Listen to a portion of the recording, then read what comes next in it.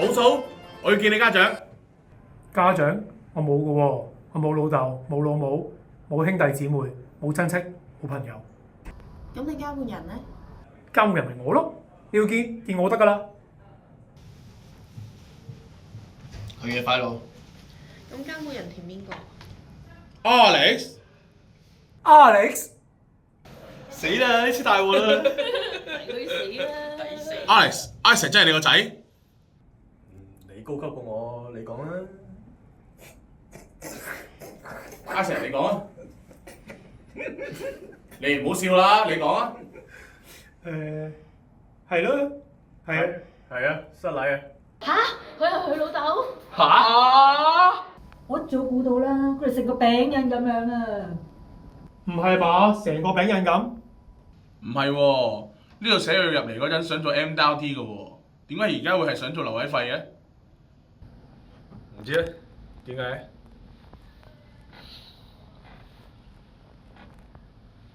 啲事成 order。一開頭2年咧就話做 MDRT 嘅，但係做下唔知點解變咗做留位費咯。咁答我 OK。Very good。主任話冇咩事，我哋出翻去先啊。Alex，我哋叫你過嚟咧，係想話你知，你個仔而家個目標係做留位費咋。留位費？留位費唔好，留位費唔啱嘅。主任冇咩事，我哋出翻去先。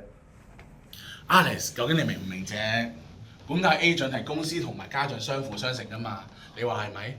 你個仔做唔夠3年，個目標已經變咗做留位費啦。係咁依打兩下啦。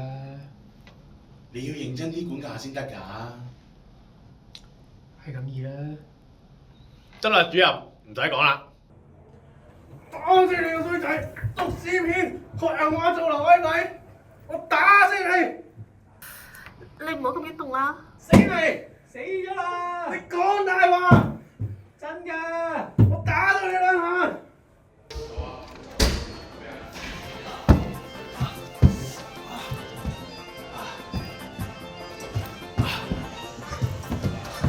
你個鋪！